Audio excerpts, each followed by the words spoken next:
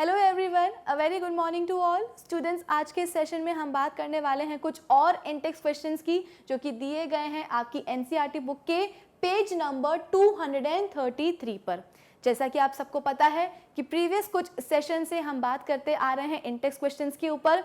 इस चैप्टर का जो थ्योरी पोर्शन है वो हो गया है कंप्लीट और अब हमें फोकस करना है इंटेक्स क्वेश्चंस के ऊपर और एक्सरसाइज के ऊपर। तो सबसे पहले तो हम इंटेक्स क्वेश्चंस पढ़ेंगे, इसके बाद में हम जाएंगे एनसीईआरटी एक्सरसाइज पर। और एनसीईआरटी एक्सरसाइज का मिलेगा आपको एक वन शॉट वीडियो, यानी कि एक वीडियो में बैठकर आप उसको पूरा देखो और एक बार में ही सारे एक्सरसाइज क्वेश्चंस सॉल्व कर लो।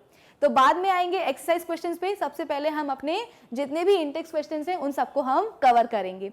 तो फटाफट से स्टार्ट कर देते हैं आज का ये हमारा session. So this is Vibhuti Khare, welcome to Magnet Brains, जहाँ पे आपको सभी चैप्टर्स के वीडियो लेक्चर्स मिलने वाले हैं बिल्कुल फ्री ऑफ कॉस्ट। यानी कि मैग्नेट ब्रेन्स में आपको 2 चैप्टर्स पढ़ने के बाद किसी भी तरह का पेमेंट करने की या पैकेज परचेज करने की जरूरत बिल्कुल भी नहीं है, क्योंकि मैग्नेट ब्रेन्स आप सब तक पहुंचा रहा है क्वालिटी एजुकेशन बिल्कुल फ्री ऑफ कॉस्ट। तो इसी अच्छी बात से हम स्टार्ट करते हैं आज का ये हमारा सेशन क्वेश्चन नंबर 1 के साथ। क्वेश्चन नंबर 1 क्या है भाई? State Fleming's left hand rule.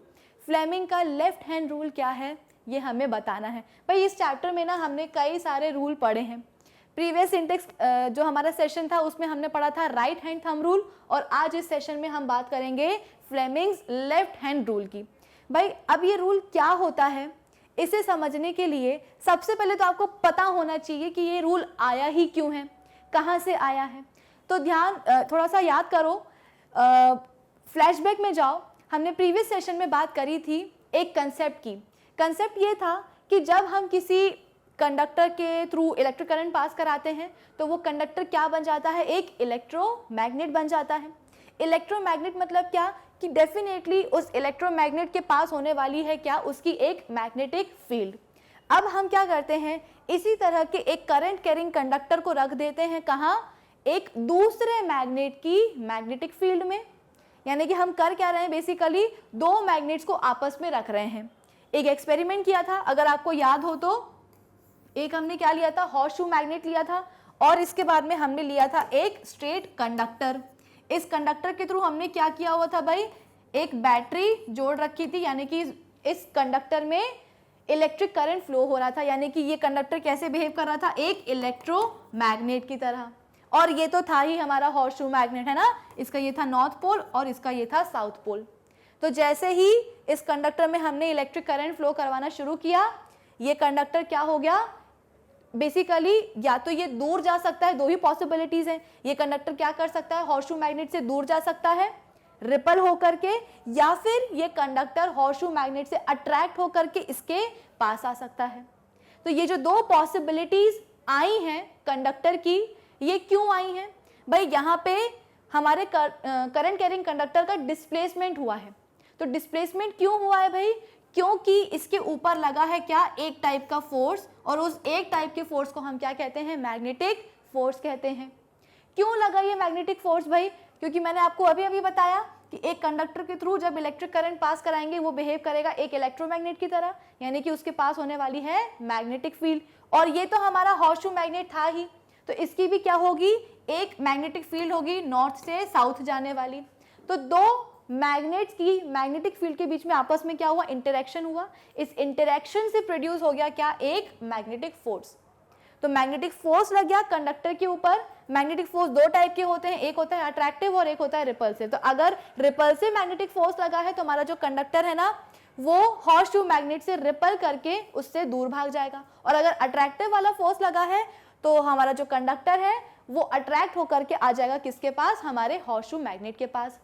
ऐसा नहीं है कि मैग्नेटिक फोर्स हमारे हॉर्सशू मैग्नेट पे नहीं लगा है, सिर्फ कंडक्टर पे ही लगा है। बिल्कुल लगा है, लेकिन दरअसल क्या है ना कि हमने अपने हॉर्सशू मैग्नेट को फिक्स करके रखा हुआ था अपनी पोजीशन पे, जिसके कारण वो मूव नहीं कर पाया। तो मैग्नेटिक फोर्स हमारे करंट कैरिंग कंडक्टर पे भी लगने वाला है, इलेक्ट्रोमैग्नेट पे भी लगने वाला है, और साथ ही साथ हमारे हॉर्सशू मैग्नेट पर भी लगने वाला है। ठीक है, लेकिन इसकी पोजीशन फिक्स थी और ये मूव कर सकता था, इसलिए इलेक्ट्रोमैग्नेट का डिस्प्लेसमेंट हो गया। ये कंसेप्ट हमने अपने प्रीवियस सेशन में पढ़ा हुआ है। लेकिन अब अगर मैं आपसे पूछूं कि इस करंट कैरिंग कंडक्टर के ऊपर किस डायरेक्शन में फोर्स लगा है, तो आप मुझे कैसे बता पाओगे? तो आपको यूज करना पड़ेगा ये पर्टिकुलर रूल जिसका नाम है क्या, फ्लेमिंग्स लेफ्ट हैंड रूल। तो अब आप रिलेट कर पाए होंगे कि आखिर हम ये रूल पढ़ें क्यों, कहाँ से आया है रूल। तो भाई हमें पता है कि कोई भी करंट कैरिंग कंडक्टर दूसरे मैग्नेट के मैग्नेटिक फील्ड में अगर रखा जाएगा तो उसके ऊपर लगने वाला है एक मैग्नेटिक फोर्स, वो एक मैग्नेटिक फोर्स एक्सपीरियंस करेगा और उस फोर्स की डायरेक्शन को निकालने के लिए हम यूज करते हैं क्या, ये पर्टिकुलर रूल। इसके अकॉर्डिंग होता क्या है भाई, इसमें हम यूज करते हैं अपना लेफ्ट हैंड, और लेफ्ट हैंड में कौन कौन सी चीजें यूज करने वाले हैं, सबसे पहले हम अपना यूज करेंगे थंब, इसके बाद में हमारी इंडेक्स फिंगर, और इसके बाद में हम यूज करेंगे अपनी मिडिल फिंगर, यानी कि 2 फिंगर्स और एक थंब को हम यूज करने वाले हैं। और हमेशा ध्यान रखना, जैसे आपने फ्लेमिंग्स लेफ्ट हैंड रूल अभी हम पढ़ रहे हैं, हम आगे जाके फ्लेमिंग्स राइट हैंड रूल भी पढ़ेंगे, तो दोनों में कंफ्यूज मत होना, वरना बच्चे क्या करते हैं ना कि कभी लेफ्ट लगा, अगर लेफ्ट सवाल में पूछा गया होगा तो वो राइट लगा देंगे, राइट पूछा गया होगा तो लेफ्ट लगा देंगे, इस वजह से आंसर्स गलत हो जाते हैं। हम क्या पढ़ रहे हैं अभी, फ्लेमिंग्स लेफ्ट हैंड रूल पढ़ रहे हैं। इसमें हम क्या करते हैं कि अपने लेफ्ट हैंड का थंब यूज करते हैं, इंडेक्स फिंगर यूज करते हैं और मिडिल फिंगर यूज करते हैं। कैसे यूज करेंगे भाई, सबसे पहले तो हमें तीनों ही चीजों को, एक थंब को और दोनों फिंगर्स को कुछ इस तरीके से लेना है कि तीनों ही आपस में क्या हो जाए, परपेंडिकुलर हो जाए, यानी कि तीनों आपस में 90 डिग्री का एंगल बना लें। कैसे, सबसे पहले हमने अपने थंब को लिया, इसके बाद में हमने अपनी इंडेक्स फिंगर को लिया, तो देखो क्या इन दोनों ने आपस में 90 डिग्री का एंगल नहीं बनाया है, बिल्कुल बनाया है। फिर इसके बाद में हम लेंगे अपनी मिडिल फिंगर, मिडिल फिंगर को भी हम कुछ इस तरीके से लेंगे कि ये क्या कर ले, इंडेक्स फिंगर के साथ 90 डिग्री का एंगल बना ले। ठीक है, तो हमें दोनों ही फिंगर्स और अपने थंब को कुछ इस तरीके से अरेंज करना है, अलाइन करना है कि ये आपस में परपेंडिकुलर हो जाए या फिर 90 डिग्री का एंगल बना ले, बिल्कुल इस तरह। ठीक है, अब देखो, चलो हमने जो है ना अपने थंब और अपनी फिंगर्स को अरेंज तो कर लिया, अलाइन तो कर लिया, लेकिन ये लोग आपस में या डिनोट क्या कर रहे हैं, ये बता क्या रहे हैं। तो देखो, सबसे पहले तो जो हमारा थंब है, वो थंब क्या बताएगा, वो बताने वाला है फोर्स का डायरेक्शन, कि किस डायरेक्शन में फोर्स लग रहा है कंडक्टर के ऊपर। फिर इसके बाद में हमारी जो इंडेक्स फिंगर है, या आप इसको पॉइंटर फिंगर भी बोल सकते हो, ठीक है, वो क्या बताएगी, वो बताने वाली है हमें मैग्नेटिक फील्ड का डायरेक्शन। और फिर इसके बाद में बचा कौन, बचा है हमारी मिडिल फिंगर। मिडिल फिंगर हमें क्या बताने वाली है, करंट का डायरेक्शन, कि भाई कंडक्टर के ऊपर किस डायरेक्शन में करंट लगने वाला है। ठीक है, तो देखो, तो हमने क्या बताया, फोर्स का डायरेक्शन, हमारी 4 फिंगर या जो हमारी पॉइंटर फिंगर होती है उसने हमें क्या बताया, मैग्नेटिक फील्ड का डायरेक्शन, और इसके बाद में हमारी जो मिडिल फिंगर होती है उसने हमें क्या बता दिया, करंट का डायरेक्शन। अब इस चीज को हम कैसे याद कर सकते हैं, मैंने आपको एक तरीका बताया था, F फॉर क्या होता है, फोर्स होता है, तो हम क्या लिख दें यहाँ पे, F फॉर फादर भी लिख सकते हैं। फिर इसके बाद में मैग्नेटिक फील्ड को हम डिनोट कैसे कर सकते हैं, B से करते हैं, तो B फॉर हम यहाँ पे क्या लिख सकते हैं, ब्रदर लिख सकते हैं। फिर इसके बाद में C फॉर क्या होता है, करंट, तो C फॉर हम चाइल्ड भी लिख सकते हैं, यानी कि यहाँ पे तो हमने एक पूरा फैमिली ट्री बना दिया है। F फॉर क्या होता है, फोर्स, फोर्स से हमने लिख दिया फादर। फिर इसके बाद में मैग्नेटिक फील्ड को हम B से डिनोट करते हैं, तो B फॉर हो गया क्या, ब्रदर। फिर इसके बाद में करंट, C फॉर करंट होता है, तो C फॉर हमने चाइल्ड भी ले लिया। तो इस पैटर्न से हमारा थंब, हमारी 4 फिंगर, हमारी मिडिल फिंगर क्या बता रही है, ये हम याद रख सकते हैं। ठीक है, तो देखो, Fleming's left hand rule states that if we arrange the thumb, the middle finger and the forefinger of the left hand at right angles to each other, then the thumb points towards the direction of the magnetic force, the middle finger gives the direction of the current, and the forefinger points in the direction of the magnetic field. ये बताएगी magnetic field, ये बताएगी current, और ये बताने वाला है हमारा थंब को क्या चीज, मैग्नेटिक फोर्स का डायरेक्शन। ठीक है, आई होप ये चीज आपको समझ में आ गई होगी।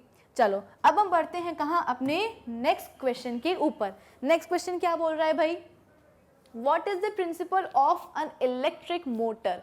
इलेक्ट्रिक मोटर का प्रिंसिपल क्या होता है, तो सबसे पहले तो ये देखो कि ये इलेक्ट्रिक मोटर कहाँ यूज होती है। क्या हमने कभी इलेक्ट्रिक मोटर को देखा है, बिल्कुल देखा है। हमने अपने घर में ही क्या देखा है, इलेक्ट्रिक मोटर को। वेरियस जो भी आपके घर में इलेक्ट्रॉनिक डिवाइसेस होते हैं जो कि क्या करते हैं, रोटेट करते हैं, जैसे कि आपका फैन, ठीक है। कूलर हम यूज़ करते हैं गर्मियों के मौसम में, कूलर की ब्लेड्स क्या करती हैं, फैन की ब्लेड्स क्या करती हैं, गोल गोल घूमती हैं, उसमें भी क्या लगा होता है, एक मोटर लगी होती है। इसके अलावा जो हमारे घर में जो मिक्सर ग्राइंडर प्रेजेंट होते हैं, जो मिक्सी वगैरह होती है, वो भी क्या करती है, गोल गोल घूमती है, रोटेट करती है, उसमें भी लगा होता है क्या, एक इलेक्ट्रिक मोटर। इसके अलावा बच्चों की जो टॉय कार्स वगैरह जो होती हैं, जो गोल गोल घूमती हैं, उसमें भी लगी होती है क्या, एक मोटर। तो ऐसा नहीं है कि इलेक्ट्रिक मोटर को हमने कभी यूज नहीं किया, हो सकता है कि देखा ना हो या उसकी वर्किंग हमें ना पता हो, उसका प्रिंसिपल हमें ना पता हो, लेकिन इलेक्ट्रिक मोटर को हमने यूज तो बिल्कुल किया हुआ है। ठीक है। तो अब इलेक्ट्रिक मोटर चलती किस प्रिंसिपल पे है, क्या होता है इलेक्ट्रिक मोटर में जिसके कारण हम उनको अपने घरों में वेरियस इलेक्ट्रॉनिक डिवाइसेस में यूज कर रहे हैं। तो बेसिकली जो इलेक्ट्रिक मोटर है ना, वो एक ही कंसेप्ट पे बेस होती है कि किसी भी कंडक्टर को, करंट कैरिंग कंडक्टर को आप दूसरे मैग्नेट की मैग्नेटिक फील्ड में रखोगे तो वो क्या करने वाली है भाई, फोर्स एक्सपीरियंस करने वाली है। अभी अभी हमने रिवाइज किया था एक्सपेरिमेंट से, हॉर्सशू वाला एक्सपेरिमेंट से, कि किस तरह से एक करंट कैरिंग कंडक्टर जो है हॉर्सशू मैग्नेट के पास आ सकता है अट्रैक्ट होकर के, अगर अट्रैक्टिव मैग्नेटिक फोर्स लग गया, और वो उससे दूर जा सकता है अगर रिपल्सिव मैग्नेटिक फोर्स लग गया तो इसी कंसेप्ट पे हमारी इलेक्ट्रिक मोटर भी क्या होती है, बेस्ड होती है। कैसे बेस्ड होती है भाई, कुछ इस तरीके से। हमने क्या किया है, अब हमने थोड़ा सा बड़ा वाला मैग्नेट लिया है, तो उस मैग्नेट का ये हो गया क्या, नॉर्थ पोल, और ये हो गया क्या, साउथ पोल। ठीक है। अब अभी तक तो हम क्या कर रहे थे, अभी तक तो हम मैग्नेट के पास, मैग्नेट के अंदर जो है ना एक स्ट्रेट कंडक्टर रख रहे थे, है ना, याद होगा आपको, ये ना हमारा हॉर्सशू मैग्नेट, और इसके पास में हम रख रहे थे एक स्ट्रेट कंडक्टर। अब हम क्या करेंगे, अब हम स्ट्रेट कंडक्टर नहीं रखेंगे, अब हम स्ट्रेट कंडक्टर की बजाय अब हम एक रेक्टेंगुलर कॉइल रख देंगे। ठीक है, रेक्टेंगुलर कॉइल रख दिया, यानी कि रेक्टेंगल शेप की हमने एक कॉइल बनाई, और उसको अब हमने कहाँ रख दिया, दोनों ही मैग्नेट के पोल्स के बीच में रख दिया। ठीक है। ये भी जो हमारी कॉइल है वो कैसी है, कंडक्टिंग है, यानी कि इसके थ्रू भी इलेक्ट्रिक करंट जा सकता है। फिर हमने क्या किया, अब दोनों ही एंड्स को हमने, जो हमने रेक्टेंगुलर कॉइल बनाई थी ना, तो इसकी जो दोनों ही एंड्स हैं उसको आपस में जोड़ा नहीं है, आपस में जोड़ने की बजाय हमने उसको किसके साथ जोड़ दिया है, एक बैटरी के साथ जोड़ दिया है। आ रही है आपको बात समझ में। हमने क्या किया भाई, इधर देखो, हमारे पास एक मैग्नेट था, थोड़ा बड़ा सा मैग्नेट था, उसका ये था नॉर्थ पोल और उसका ये था साउथ पोल। अब की बार हमने क्या किया है, एक रेक्टेंगल शेप की हम कॉइल लेकर के आए हैं, कंडक्टिंग कॉइल लेकर के आए जिसके अंदर करंट फ्लो हो सकता है, और इसके दोनों ही एंड्स को हमने क्या कर दिया, आपस में नहीं जोड़ा है, एक बैटरी के साथ कनेक्ट कर दिया है, कुछ इस तरीके से। अब क्या होगा, बैटरी कनेक्ट जैसे ही हुई, जैसे ही इसमें बैटरी कनेक्ट हुई, इसमें क्या होने लगा, करंट का फ्लो होने लगा। सपोज हम इस रेक्टेंगुलर कॉइल को नाम भी दे देते हैं, क्या नाम हो सकता है, A B C and D. ठीक है। तो जैसे क्या हुआ, इस रेक्टेंगुलर कॉइल में हमने बैटरी लगाई, बैटरी से जैसे ही वोल्टेज पोटेंशियल डिफरेंस सेट हुआ, पोटेंशियल डिफरेंस सेट होने के कारण क्या हुआ, करंट फ्लो होने लगा। करंट कैसे फ्लो हो रहा है भाई, देखो तो A टू B जा रहा है, फिर B टू C जाएगा, C टू D जाएगा, यानी कि करंट हमारा कैसा जा रहा है, क्लॉकवाइज डायरेक्शन में जा रहा है। तो अब हमारे पास जो रेक्टेंगुलर कॉइल थी वो क्या बन गई, वो बन गई ट्रिपल सी, यानी कि करंट कैरिंग कंडक्टर वो बन गई। और हमें पता है कि किसी कंडक्टर में इलेक्ट्रिक करंट पास होगा तो वो क्या बन जाएगा भाई, वो बन जाएगा एक इलेक्ट्रोमैग्नेट। तो हमारी ये जो रेक्टेंगुलर कॉइल है ये क्या बन गई, एक इलेक्ट्रोमैग्नेट बन गई। ये इलेक्ट्रोमैग्नेट रखा कहाँ हुआ था, एक ही मैग्नेट के दो पोल्स के बीच में रखा हुआ था, यानी कि एक इलेक्ट्रोमैग्नेट किसके कांटेक्ट में आ गया भाई, दूसरे मैग्नेट की मैग्नेटिक फील्ड के कांटेक्ट में आ गया। भाई हमने यहाँ पे क्या करा हुआ था, एक मैग्नेट के दो पोल्स लिए हुए थे, यहाँ पे मैग्नेटिक फील्ड कैसे जाएगी भाई, नॉर्थ से साउथ जाएगी। तो यहाँ पे हमारी जो रेक्टेंगुलर कॉइल थी जो कि अब क्या बन गई है, एक इलेक्ट्रोमैग्नेट बन गई है करंट की फ्लो के कारण। तो अब ये इलेक्ट्रोमैग्नेट दूसरे मैग्नेट की मैग्नेटिक फील्ड के कांटेक्ट में आ गया है। अब क्या होगा, इस इलेक्ट्रोमैग्नेट की मैग्नेटिक फील्ड प्लस इस वाले मैग्नेट की मैग्नेटिक फील्ड क्या करेंगी, आपस में इंटरैक्ट करेगी।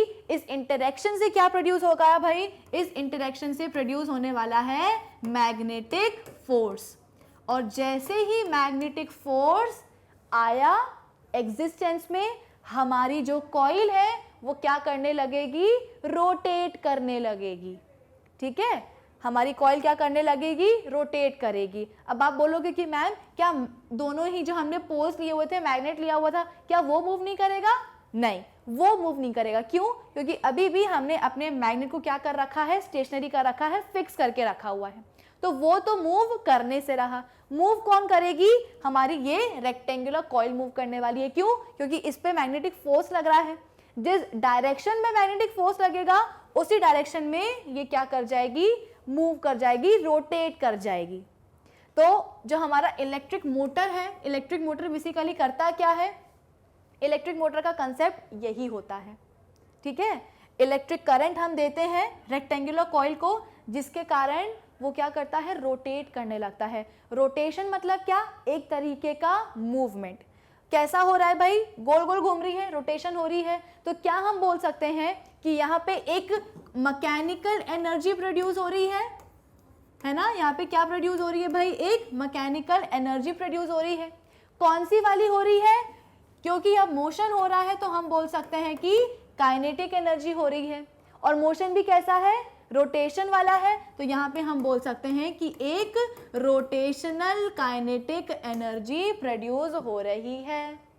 तो इलेक्ट्रिक मोटर का कंसेप्ट क्या होता है कि इलेक्ट्रिक करंट को कन्वर्ट किया जाता है किसमें? मैकेनिकल एनर्जी में। And to be more specific, किसमें कन्वर्ट किया जाता है? रोटेशनल काइनेटिक एनर्जी में। जैसे ही हमने अपनी रेक्टेंगुलर कॉइल में बैटरी लगाई, बैटरी लगाने से करंट फ्लो हुआ, करंट फ्लो होने से हमारी जो रेक्टेंगुलर कॉइल थी वो क्या बन गई? एक इलेक्ट्रोमैग्नेट बन गई। इस इलेक्ट्रोमैग्नेट की मैग्नेटिक फील्ड और ये वाली जो मैग्नेटिक फील्ड थी, दोनों के बीच में क्या हुआ? इंटरेक्शन हुआ। इंटरेक्शन से मैग्नेटिक फोर्स प्रोड्यूस हुआ। इस मैग्नेटिक फोर्स के कारण हमारी जो रेक्टेंगुलर कॉइल थी वो क्या करने लगी? अब गोल गोल घूमने लगी, रोटेट करने लगी, जिसके कारण क्या प्रोड्यूस हो गई भाई? Mechanical energy and to be more specific rotational kinetic energy. तो यहाँ पे जो इलेक्ट्रिकल एनर्जी है वो किस में कन्वर्ट हो गई? वो कन्वर्ट हो गई रोटेशनल काइनेटिक एनर्जी में। और यही प्रिंसिपल होता है किस चीज का? इलेक्ट्रिक मोटर का। The principle of N electric motor is based on the magnetic effect of electric current. ठीक है, कि हमारे इलेक्ट्रिक करंट का क्या होता है? एक मैग्नेटिक इफेक्ट भी होता है।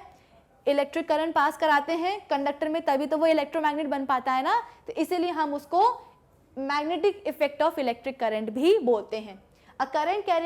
A current carrying loop experiences a force and rotates when placed in a magnetic field. The direction of the rotation of the loop is according to the Fleming's left hand rule.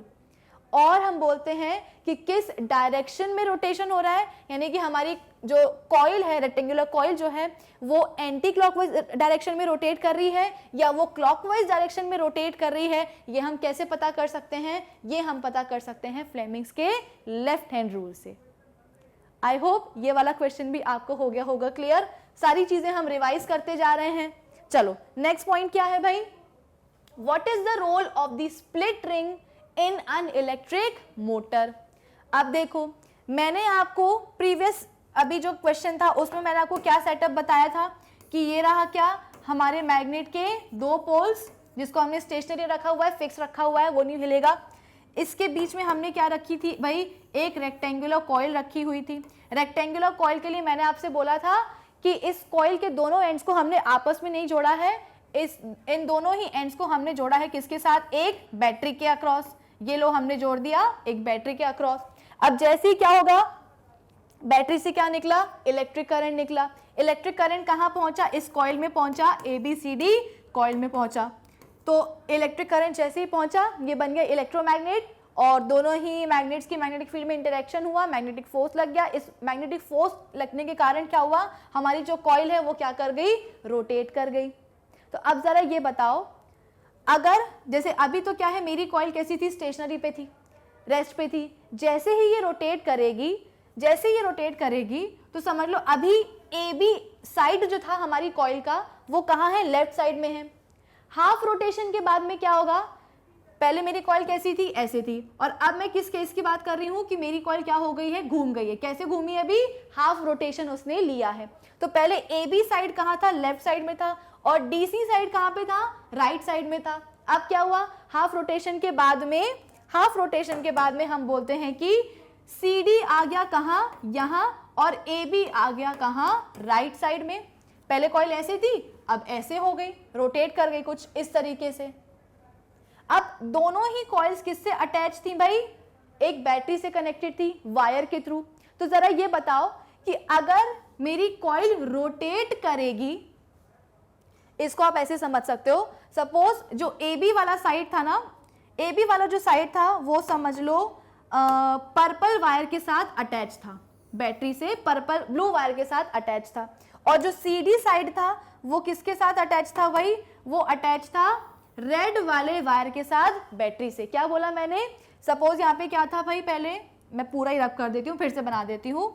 ये रहा क्या हमारा magnet north, और ये रहा south pole. फिर इसके बाद में हमने एक रेक्टेंगुलर कॉइल बना दी और उसको हमने कनेक्ट कर दिया किसके साथ, एक बैटरी के साथ। नाम भी दे दिया मैंने ABCD। तो यहाँ पे देखना जो AB साइड है वो कनेक्टेड है किसके साथ, बैटरी के साथ, रेड वाले वायर से, और इसके बाद में जो हमारा CD साइड है कॉइल का वो कनेक्टेड है बैटरी के साथ एक ब्लू वाले वायर से। अब क्या हुआ, मैंने बोला कि बैटरी कनेक्ट कर दी, इलेक्ट्रिक करंट बहने लगा, ये बन गई क्या, इलेक्ट्रोमैग्नेट। दोनों ही मैग्नेट की मैग्नेटिक फील्ड के बीच में हुआ इंटरेक्शन, मैग्नेटिक फोर्स आ गया, मैग्नेटिक फोर्स के कारण हमारी कॉइल रोटेट करने लगी। तो पहले तो मेरी कॉइल ऐसी थी, अब हाफ रोटेट करी तो कैसी हो गई, घूम गई। तो जब वो घूमी तो अब AB साइड जो है वो कहाँ चला गया, CD की तरफ चला गया, तो AB ये हो गया, और जो CD साइड था वो कहाँ आ गया, लेफ्ट साइड में आ गया, AB की जगह आ गया। तो ये बताओ कि जब हमारी कॉइल घूमेंगी तो उसके साथ साथ जो वायर उनसे कनेक्टेड हैं वो भी तो घूम जाएंगे ना। CD कनेक्टेड था किसके साथ, ब्लू वाले वायर के साथ, बैटरी से, और जो हमारा AB साइड था वो बैटरी से किससे कनेक्टेड था, रेड वाले वायर से। तो अब AB मैं बोल रही हूं कि राइट साइड में चला गया है, तो क्या मेरा रेड वाला वायर भी घूम के ऐसे नहीं हो जाएगा, और ब्लू वाला वायर भी घूम के यहां नहीं आ जाएगा। तो देखो जरा, यहाँ तो सिचुएशन बहुत ही उल्टी पुल्टी हो गई है, दोनों वायर आपस में उलझ गए हैं, और अभी तो केवल हाफ रोटेशन हुआ है। पहले मेरी कॉइल ऐसे थी, हाफ रोटेशन के कारण कॉइल क्या हो गई, कॉइल की जो वायर्स थे वो आपस में उलझ गए। फिर इसके बाद में एक और रोटेशन होगा, हाफ रोटेशन होगा, तो फिर आपस में वायर क्या हो जाएंगे, उलझ जाएंगे। तो भाई इस तरीके से वायर उलझे ना, इसीलिए हम क्या यूज करते हैं, इसीलिए हम यूज करते हैं स्प्लिट रिंग्स। स्प्लिट रिंग्स क्या होती हैं भाई, देखो इधर, यहाँ पे हम क्या करते हैं, हमारे पास एक कॉइल थी ना, तो इस कॉइल के दोनों एंड्स को अब हम डायरेक्टली बैटरी के साथ अटैच नहीं करेंगे। यहाँ पे हम क्या करते हैं, एक रिंग लेते हैं और उस रिंग को दो इक्वल हाफ में डिवाइड कर देते हैं। स्प्लिट रिंग का मतलब क्या है भाई, एक रिंग ली हमने और उसको हमने दो इक्वल हाफ में डिवाइड कर दी। तो पहले वाले एंड पे जो AB साइड था लूप का, रेक्टेंगुलर कॉइल का, उसके साथ हमने ये वाली रेड कलर की स्प्लिट रिंग अटैच कर दी, और जो दूसरा वाला साइड था, जो CD साइड था हमारी रेक्टेंगुलर कॉइल का, उस पे हमने, उसके एंड पे हमने ब्लू कलर की स्प्लिट रिंग क्या कर दी, कनेक्ट कर दी। फिर दोनों ही स्प्लिट रिंग के पास में क्या हो जाएंगे, एक एक कार्बन ब्रशेज आ जाएंगे, और इन कार्बन ब्रशेस को हम फिर अटैच कर देंगे किसके साथ, कनेक्ट कर देंगे एक बैटरी के साथ।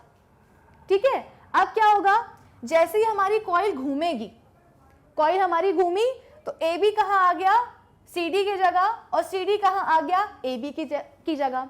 तो जैसे ही हमारी कॉइल घूमी, साथ साथ उनसे अटैच उनकी जो रिस्पेक्टिव स्प्लिट रिंग्स थी ना, वो भी घूम गई। यानी कि अगर AB आया है राइट साइड में, तो ये जो रेड वाली आपको स्प्लिट रिंग दिख रही है, ये भी कहाँ आ जाएगी, राइट साइड में आ जाएगी, घूम जाएगी। देखो कुछ इस तरीके से, है ना। येलो वाली कहाँ आ रही है, ब्लू की जगह आ रही है, ब्लू वाली कहाँ आ रही है, येलो की जगह आ रही है। तो कॉइल घूमी तो उनकी जो रिस्पेक्टिव स्प्लिट रिंग थी वो भी क्या हो गई, घूम गई। लेकिन हम बोलते हैं कि हमारे जो कार्बन ब्रशेस है ना, वो नहीं घूमे। पहले क्या हुआ था, हाफ रोटेशन के पहले, सपोज इस वाले कार्बन ब्रश का मैं नाम रख देती हूँ क्या, X, और इसका मैं रख देती हूँ नाम क्या, Y। तो पहले क्या हुआ था, जो X वाला कार्बन ब्रश है वो रेड वाली स्प्लिट रिंग के साथ कनेक्टेड था, और जो Y वाला कार्बन ब्रश है वो ब्लू वाली स्प्लिट रिंग के साथ कनेक्टेड था। जैसे ही हाफ रोटेशन हुआ, AB आ गया CD की जगह, CD आ गया AB की जगह, ये जो रेड वाली स्प्लिट रिंग है वो कहाँ आ गई, इधर आ गई, और जो ब्लू वाली स्प्लिट रिंग है वो कहाँ आ गई, रेड वाली की जगह आ गई। तो अब हमारे X वाले कार्बन ब्रश के साथ कौन अटैच है, ब्लू वाली स्प्लिट रिंग अटैच है और जो Y वाला कार्बन ब्रश है उसके साथ आप रेड कलर की स्प्लिट रिंग अटैच है। तो देखो कॉइल तो अभी भी घूम रही है, लेकिन हमारे जो वायर्स है ना अब वो उलझ नहीं रहे हैं। क्यों? क्योंकि हमने अब अपनी कॉइल को डायरेक्टली वायर्स के थ्रू बैटरी से कनेक्ट नहीं किया है। हमने यहाँ पे क्या लगाया है, स्प्लिट रिंग लगाई है और कार्बन ब्रशेस भी लगा के रखे हुए हैं। तो कॉइल के साथ साथ स्प्लिट रिंग घूमेगी, लेकिन तार आपस में नहीं उलझेंगे। कार्बन ब्रशेस जो है आपस में नहीं उलझ रहे हैं और ना ही वो घूम रहे हैं, सिर्फ कॉइल घूमेगी और कॉइल से अटैच जो स्प्लिट रिंग है वही घूमेगी। तो इस स्प्लिट रिंग का फायदा क्या हुआ भाई? इस स्प्लिट रिंग का फायदा ये हुआ कि कॉइल के घूमने के दौरान वायर्स आपस में नहीं उलझे और साथ ही साथ हम बोल सकते हैं कि करंट के फ्लो का डायरेक्शन भी क्या हो गया, चेंज हो गया। कैसे? अगर मैं बोलूं कि हाफ रोटेशन के पहले करंट कैसे जा रहा था, A टू B जा रहा था और C टू D जा रहा था, यानी कि A से B और C से D जा रहा था। हाफ रोटेशन हुआ तो अब मेरी कॉइल कैसी हो गई, ऐसे हो गई, AB साइड यहां आ गया, CD साइड यहां आ गया। तो अब AB साइड में करंट कैसे फ्लो होने वाला है, अब B टू A होने वाला है। पहले कहां हो रहा था, A टू B। जैसे ही हाफ रोटेशन हुआ करंट के फ्लो का डायरेक्शन चेंज हो गया, अब AB में कैसे जाएगा, B टू A जाएगा और CD में कैसे जाएगा भाई, CD में जाएगा D टू C। तो इस स्प्लिट रिंग को लगाने का फायदा क्या हुआ? सबसे पहले तो वायर्स आपस में उलझे नहीं और साथ ही साथ कॉइल के अंदर करंट के फ्लो का जो डायरेक्शन है वो भी क्या हो गया, चेंज हो गया। तो देखो इधर क्या फायदा है यहाँ पे, the split ring in the electric motor also known as commutator. Split ring को हम क्या बोलते हैं, कॉम्यूटेटर भी बोलते हैं। Reverses the direction of the current flowing through the coil after every half rotation. हर आधे रोटेशन के बाद कॉइल में करंट के डायरेक्शन को वो क्या कर रहा है, रिवर्स कर रहा है। पहले करंट A टू B जा रहा था, AB साइड जैसे ही CD की तरफ आई, राइट साइड में आई, करंट कैसे होने लगा, B टू A जाने लगा। CD साइड में पहले C टू D जा रहा था, हाफ रोटेशन के बाद D टू C जाने लगा। तो हमारी इन स्प्लिट रिंग्स ने सबसे पहले तो वायर्स को उलझने से बचाया और साथ ही साथ after every half rotation coil के अंदर करंट का डायरेक्शन क्या हो रहा है, रिवर्स हो रहा है, चेंज हो रहा है। ठीक है, half rotation of the coil, due to this the coil continues to rotate in the same direction. और इसी के कारण हमारी जो कॉइल है वो सेम डायरेक्शन में रोटेट करती जाती है। आई होप आज का ये वाला जो सेशन है आपको समझ में आया होगा और ये वाला क्वेश्चन भी आपको हुआ होगा क्लियर कि किस तरह से इलेक्ट्रिक मोटर का कंस्ट्रक्शन कैसे होता है वो भी मैंने आपको बता दिया, प्रिंसिपल क्या होता है वो भी बता दिया और किस तरह से वर्किंग होती है, स्प्लिट रिंग कम्यूटेटर का क्या रोल होता है इलेक्ट्रिक मोटर में मैंने आपको वो भी बता दिया। तो आई होप ये वाला क्वेश्चन आपको समझ में आया होगा और इस सेशन में जितने भी हमने सवाल किए हैं वो सब आपको समझ में आए होंगे। तो भाई इस सेशन के लिए इतना ही। अब हम मिलेंगे अपने नेक्स्ट सेशन में जहां पे हम बात करेंगे कुछ और इंटेक्स क्वेश्चंस के ऊपर। तब तक आप क्या करेंगे, हमारी जो ऑफिशियल वेबसाइट है magnetbrains.com उसे विजिट कर लीजिएगा, जहां पे आपको सभी चैप्टर्स के वीडियो लेक्चर्स मिलने वाले हैं प्लेलिस्ट में अरेंज, साथ ही साथ सभी टॉपिक्स के वहां पे आपको होंगे नोट्स भी available. So do visit our official website magnetbrains.com. Till then, keep learning with Magnet Brains. Thank you for watching.